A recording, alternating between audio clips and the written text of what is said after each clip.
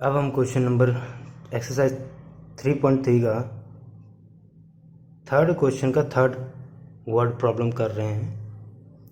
Question में कह रहा है कि एक कोच कुछ बैट और बॉल खरीदने जाता है।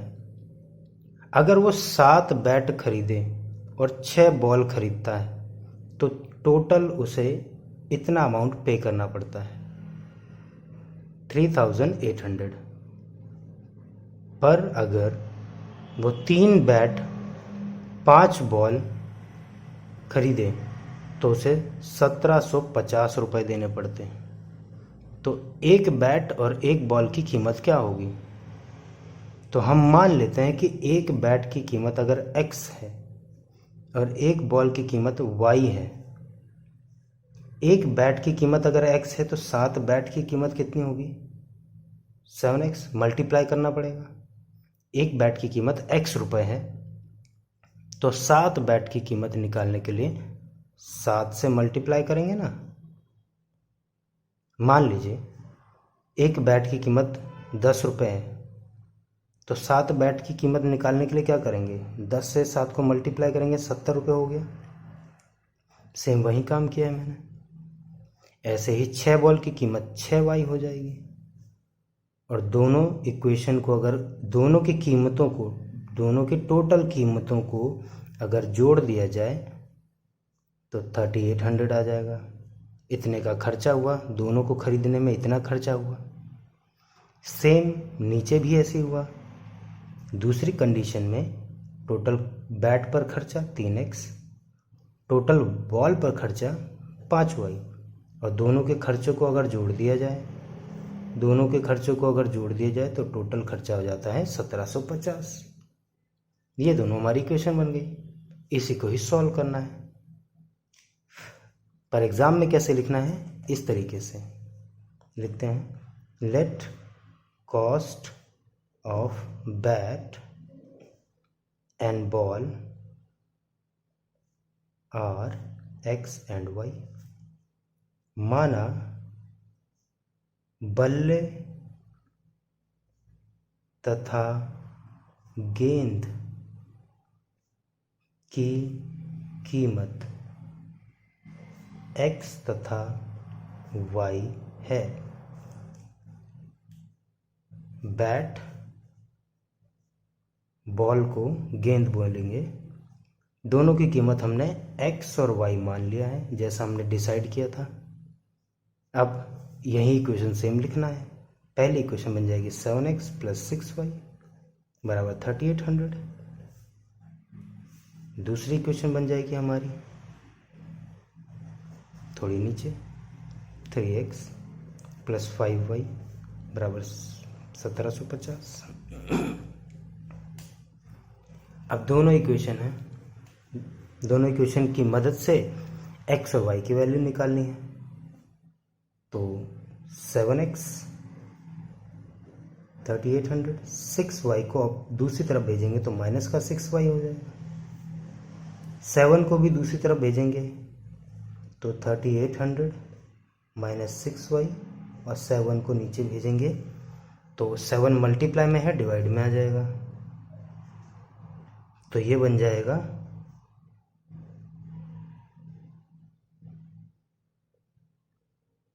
बन जाएगा हमारा इक्वेशन फर्स्ट। दूसरी इक्वेशन ये है, इस x की वैल्यू यहाँ रखनी है x की जगह पर। तो यहाँ पर 2 3 नंबर है तो इसलिए ब्रैकेट लगा कर रखेंगे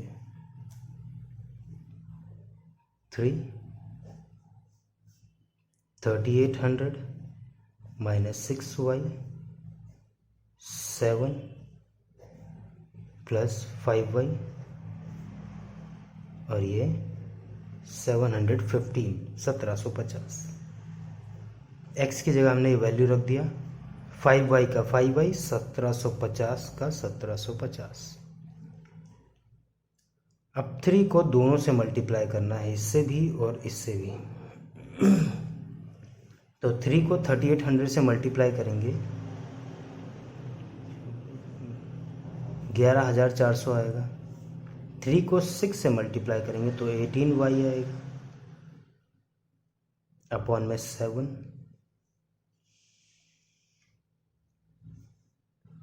प्लस 5y 1750। इसके नीचे कुछ नहीं तो एक, अब इनका एलसीएम लेना है।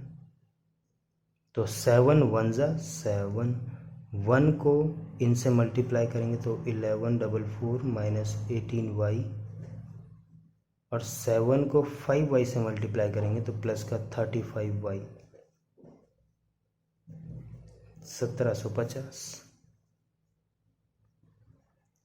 11,400 इसको घटाएंगे तो प्लस 17y, ये 35y है, ये 18y माइनस में है इसलिए घट जाएगा और घट के 17 आएगा। 7 डिवाइड में है, दूसरी साइड भेजेंगे तो मल्टीप्लाई में चला जाएगा। तो 1750 इंटू 7, और इसको मल्टीप्लाई करेंगे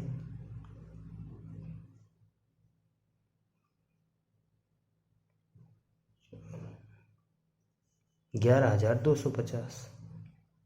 11,400 को दूसरी तरफ भेजेंगे तो माइनस का हो जाएगा, तो ये माइनस का आ गया और यहाँ पे बचेगा सिर्फ 17y।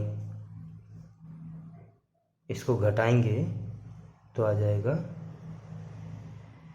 150 17y।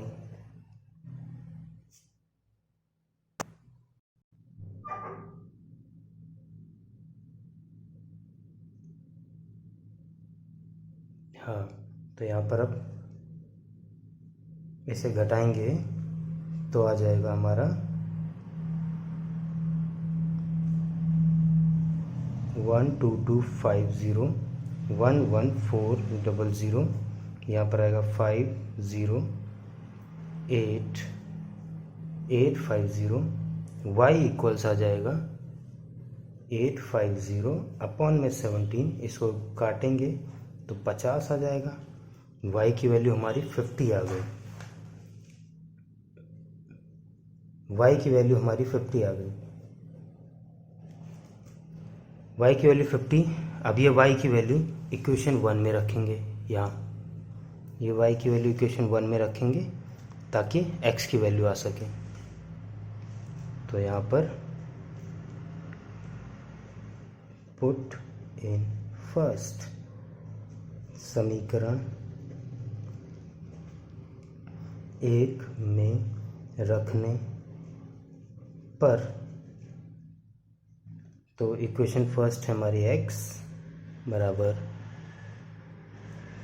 3800 minus 6y upon में 7। तो यहाँ पर 3800 माइनस y की जगह 50 रखेंगे अपॉन में 7, तो ये 3800 माइनस 300 अपॉन में 7। अब यहाँ पर ये हो जाएगा x इक्वल्स 3500 अपॉन में 7, इसको डिवाइड करेंगे तो 500, x की वैल्यू 500 आ गई। तो मतलब बैट की कीमत 500 है, बैट की कीमत 500, बॉल की कीमत 50। बैट की कीमत 500 है, बॉल की कीमत है 50 रुपीज़। ठीक है, अगला सवाल करते हैं।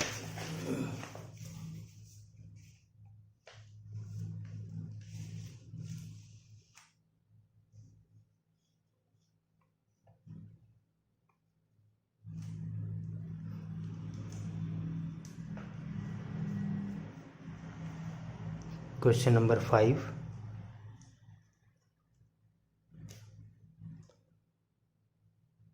कह रहा है एक फ्रैक्शन है, तो जिसे भिन्न कहते हैं, एक फ्रैक्शन है, फ्रैक्शन जिसे हम भिन्न कहते हैं, फ्रैक्शन के बारे में क्वेश्चन है। तो हमें फ्रैक्शन में हमें मालूम है कि फ्रैक्शन बटे वाला नंबर होता है, मतलब 2/3 हो गया या 5/7 हो गया, इन्हें फ्रैक्शन बोलते हैं। तो ऊपर वाला नंबर अलग होता है, नीचे वाला अलग होता है। तो फ्रैक्शन वाले क्वेश्चन में हम पहले ही लेट कर लेते हैं, लेट ऊपर वाले को न्यूमरेटर कहते हैं, नीचे वाले को डेनोमिनेटर कहते हैं। हिंदी में न्यूमरेटर को अंश कहते हैं और इसे हर कहते हैं। तो let numerator and denominator are x and y। माना अंश तथा हर x और y है। अगर न्यूमरेटर और डेनोमिनेटर x और y हैं, x और y न्यूमरेटर और डेनोमिनेटर है, तो फ्रैक्शन क्या बनेगी, मतलब भिन्न क्या बनेगा? न्यूमरेटर ऊपर डेनोमिनेटर नीचे, ये बनेगी फ्रैक्शन। अब इसी फ्रैक्शन के ऊपर सवाल है। सवाल ये है कि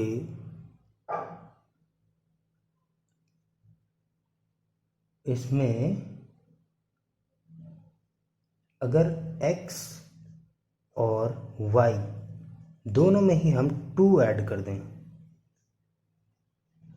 तो फ्रैक्शन हमारी बन जाती है 9/11। दोनों में ही अगर 2 ऐड कर दें तो फ्रैक्शन हमारी 9/11 बन जाती है। और दूसरी क्वेश्चन में कह रहा है, दूसरी सिचुएशन में कह रहा है कि इसी फ्रैक्शन में अगर x और y में अगर 3 और 3 ऐड कर दिया जाए तो ये फ्रैक्शन बन जाता है 5/6। 5/6 बन जाता है।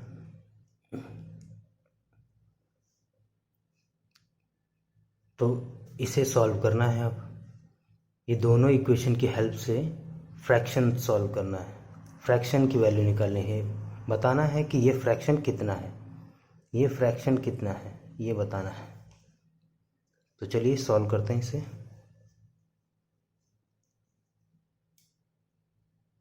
क्रॉस मल्टीप्लाई करते हैं तो 11 दोनों से मल्टीप्लाई होगा तो 11x प्लस 22, यहाँ पर 9y प्लस 18, 9 दोनों से मल्टीप्लाई होगा, यहाँ 11x, 22 को दूसरी साइड भेज देते हैं, 9y plus 18 minus 22, 11x 9y, इसको घटाएंगे तो 4 आएगा। 11 मल्टीप्लाई में है तो अपोजिट साइड जब जाएगा तो डिवाइड में जाएगा। इक्वेशन फर्स्ट हो गई है। अब इक्वेशन 2 है, यहाँ पर इसे सॉल्व करके x की वैल्यू यहाँ रखनी है।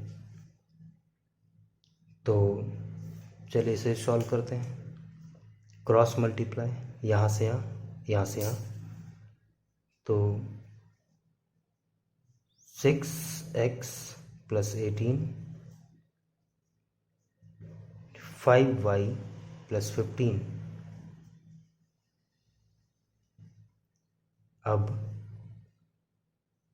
x की जगह ये वैल्यू रखेंगे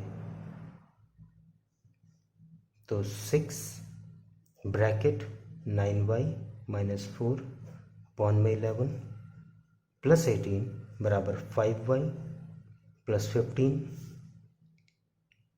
6 को दोनों से मल्टीप्लाई करेंगे, 9 से भी और 4 से भी, तो 6 9 ज़ा 54y माइनस 6 4 ज़ा 24 अपॉन में 11 प्लस 18 5y प्लस 15।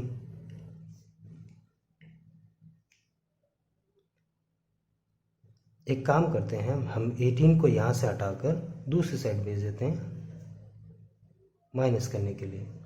तो 54y माइनस 24 अपॉन में 11, यहाँ पर ये हो जाएगा 5y माइनस 3।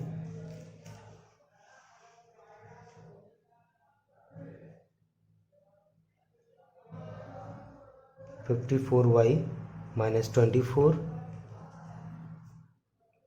11 डिवाइड में है, दूसरी साइड जाएगा तो मल्टीप्लाई में, तो मल्टीप्लाई ये दोनों से ही होगा, तो 55y माइनस 33, 33 को इस तरफ ले आते हैं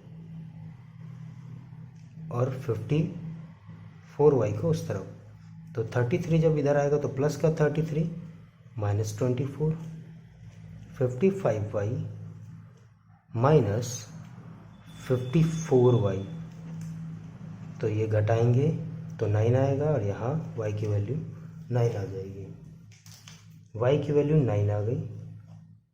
अब ये y की वैल्यू हमें इक्वेशन 1 में रखनी है, तो यहीं पे कर देते हैं।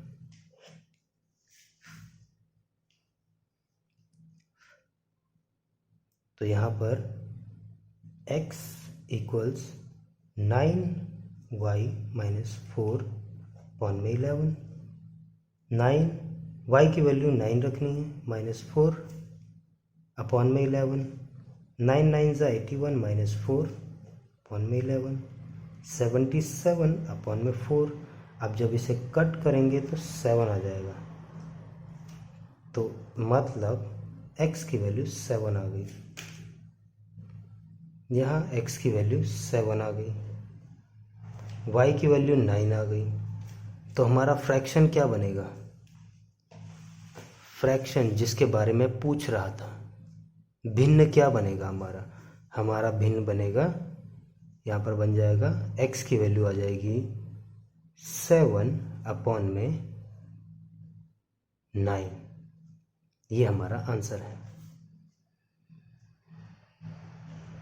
तो आई होप यहाँ तक समझ में आ गया होगा। इसमें बोल रहे हैं कि जैकब की जो एज है,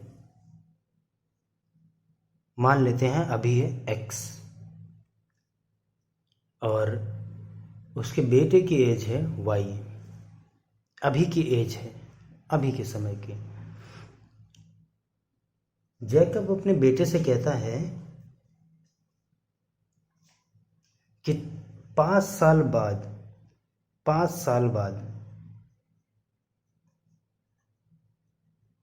साल बाद जैकब की एज क्या हो जाएगी, 5 साल बड़ा हो जाएगा ये, और ये जैकब है और ये बेटा है उसका, बेटा भी 5 साल बाद 5 बड़ा हो जाएगा। तो जैकब ने बेटे से बोला कि 5 साल बाद जो हमारी एज होगी, मैं तुमसे 3 गुना बड़ा होऊंगा, 3 गुना बड़ा। तो अगर मुझे दोनों की एज को बराबर करना है तो मुझे छोटी बच्चे की एज को 3 से मल्टीप्लाई करना पड़ेगा, तब दोनों की एज बराबर आएगी, क्योंकि जैकब ने कहा है इसकी एज जितनी भी है उससे 3 गुना बड़ा है। तो मान लेते हैं कि बेटे की एज 10 साल रहेगी, तो 3 गुना बड़ा, तो ये 30 हो गया। तो दोनों को बराबर नहीं लिख सकते जब तक इसमें 3 से मल्टीप्लाई ना किया जाए, तो इधर भी 30 हो जाएगा, इधर भी 30 हो जाएगा, तो दोनों की एज बराबर हो जाएगी। ये पहली बात उसने बोली। दूसरी बात क्या बोली, जैकब ने कहा कि 5 साल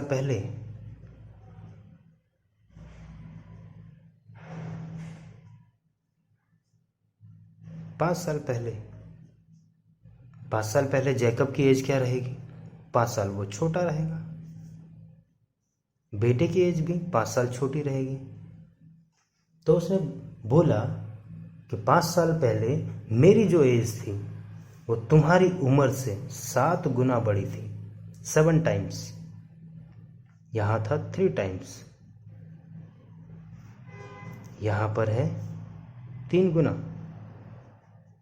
यहाँ है 7 गुना, 7 टाइम्स। तो यहाँ पर सेम बराबर करने के लिए मुझे 7 से मल्टीप्लाई करना पड़ेगा, तब दोनों की एज बराबर दिखा सकते हैं। तो कह रहा है कि दोनों की प्रेजेंट एज फिर कितनी है इस वक्त।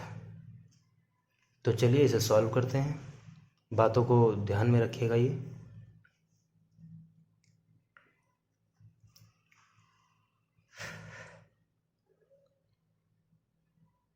तो ये हम मान लेते हैं कि दोनों की प्रेजेंट एज एक्स और वाई है। तो let present age of Jacob x and present age of son y। Jacob की वर्तमान आयु और ये है बेटे की वर्तमान आयु। तो जैसा 5 साल बाद के लिए बोला गया है, तो इक्वेशन फर्स्ट में क्या हो जाएगा, x + 5 इक्वल्स वाई + 5 इंटू 3। ये इक्वेशन 1 हो जाएगी। दूसरी इक्वेशन क्या होगी, दूसरी इक्वेशन x - 5 बराबर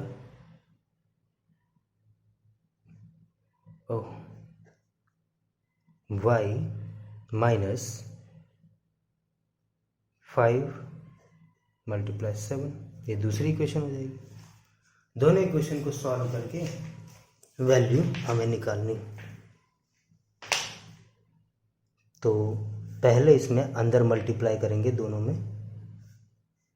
तो x + 5 बराबर 3y + 15। x बराबर 3y + 15 - 5। तो x की वैल्यू क्या बन जाएगी, x की वैल्यू बन जाएगी 3y + 10। 15 में से 5 घटा देंगे तो 10 ही बचेगा। ये बन गई हमारी इक्वेशन 1। ये इक्वेशन 1 बन गई हमारी।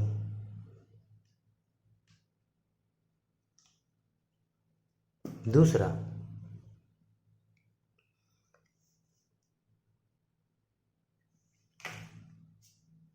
x - 5 इसमें भी दोनों से मल्टीप्लाई होगा, तो 7y - 35। तो x - 5, यहाँ पर x की वैल्यू रख देते हैं। ये जो वैल्यू है यहाँ पर x की जगह पर रखते हैं। तो यहाँ पर 3y + 10, x की जगह मैंने ये वैल्यू रख दिया ऊपर से -5, 7y - 35, ये 3y हो गया। 10 में से 5 गया तो प्लस का 5, 7y - 35। 35 को इस तरफ लेके आएंगे तो 5 + 35, और 7y को दूसरी तरफ लेके जाएंगे, 3y को दूसरी तरफ लेके जाएंगे तो माइनस का हो जाएगा। ये हो जाएगा 40, ये हो जाएगा 4y। 4 मल्टीप्लाई में है तो डिवाइड में आएगा, 4 मल्टीप्लाई में है तो डिवाइड में आ जाएगा, और y की वैल्यू आ जाएगी 10।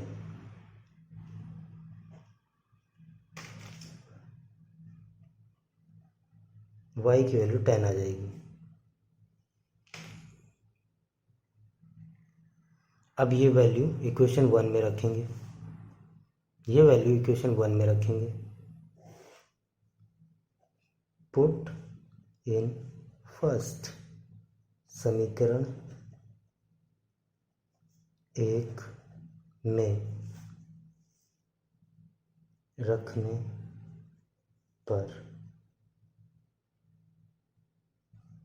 तो x बराबर 3y + 10, ये y की वैल्यू जो 10 आई है यहाँ रखेंगे।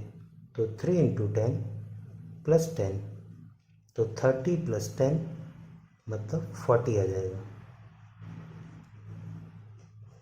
तो x की वैल्यू ये 40 आ गई। मतलब जैकब की एज 40 ईयर्स है, जैकब की एज 40 ईयर्स है, और बेटे की एज 10 ईयर्स है। ओके।